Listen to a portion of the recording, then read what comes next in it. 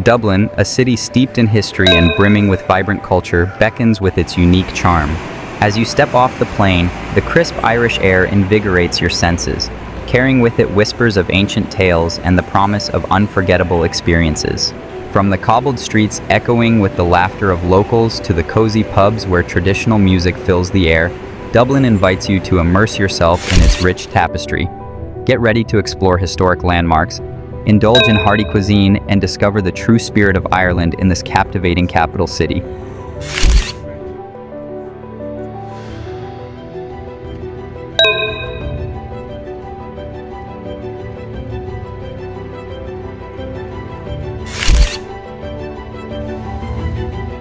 We've just checked into the Samuel Hotel, perfectly nestled in the vibrant docklands, and we can't wait to show you around this modern city escape and all the amazing sights nearby.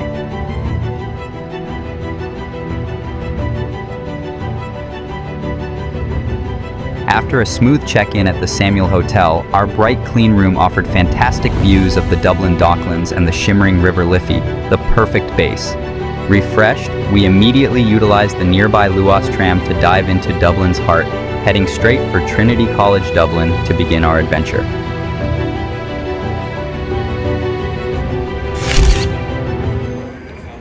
As I stepped through the historic archway onto the cobblestone path of Trinity College Dublin, the bustling sounds of Dublin's city centre seemed to melt away. The air immediately felt different, quieter, older, infused with centuries of learning. My gaze swept across the vast, manicured lawns of Front Square, framed by the majestic, ivy-clad buildings that whispered tales of past scholars. Sunlight dappled through the leaves of ancient trees, illuminating students chatting on benches and tourists snapping photos, all blending into a harmonious scene. My path naturally led me towards the iconic Campanile, its elegant spire piercing the blue sky, a timeless sentinel over the campus. I paused, taking in the intricate details of the clock tower, feeling a sense of connection to all those who had passed beneath it over the centuries. From there, the allure of the famous Long Room Library was irresistible.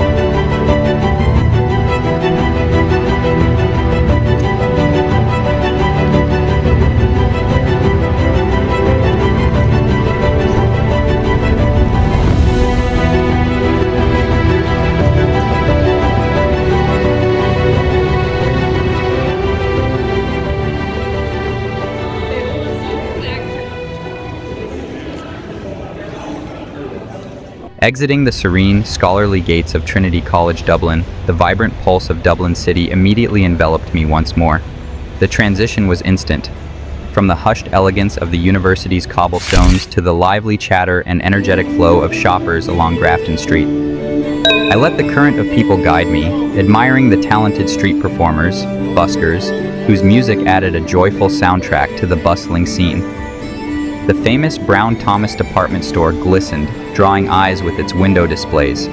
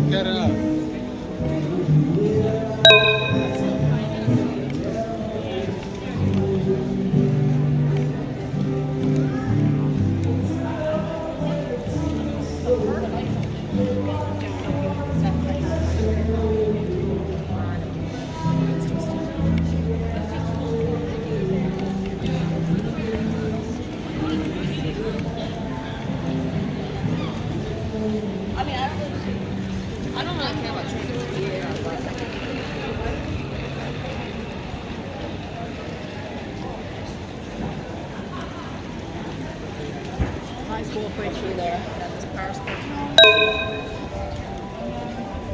Curiosity pulled me off the main thoroughfare, and I soon found myself stepping into Johnson's Court. This narrow pedestrian laneway was a delightful contrast to Grafton Street's grand scale. Lined with sparkling storefronts, it was clearly Dublin's go-to for all things shiny, with several prominent jewelry shops beckoning with their glittering displays.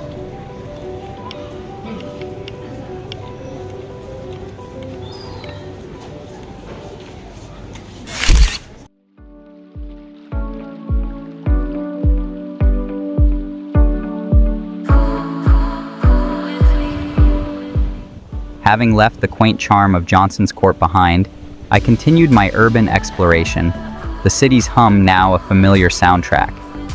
I soon found myself approaching Dublin Castle, its imposing stone walls rising before me.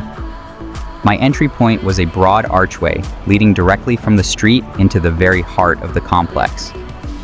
As I stepped through, the immediate transformation was striking. The sounds of Dame Street seemed to recede, replaced by a sense of historical gravitas that permeated the air.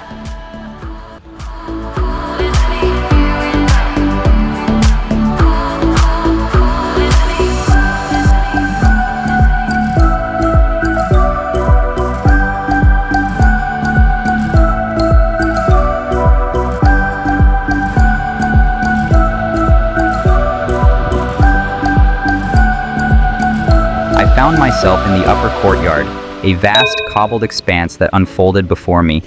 To my left, the elegant classical facade of the state apartments dominated, their windows reflecting the bright Dublin sky, a silent testament to centuries of power and governance. Directly opposite, the ornate, almost fairy tale-like Chapel Royal caught my eye, its intricate Gothic revival details and sculpted heads a stark, beautiful contrast to the more sober governmental building. And then, standing sentinel over the courtyard, was the rugged, formidable record tower, its ancient stone seeming to absorb all the history that had unfolded within these walls since the 13th century. But amidst this symphony of historical architecture, something modern and profoundly powerful captured my attention. There, on the ancient cobblestones, stood David Rivolta's magnificent bronze sculpture, Leonessa. She was a breathtaking, life-size lioness, her form so exquisitely rendered in bronze that she seemed almost alive. Her posture was one of poised stillness, yet every curve of her powerful body exuded an untamed grace. Her eyes, though sculpted, held a deep, compelling gaze that seemed to survey the entire courtyard, a silent, wild presence asserting itself amidst the human-made history. It was a truly captivating sight, weaving together Dublin's storied past with a powerful contemporary statement.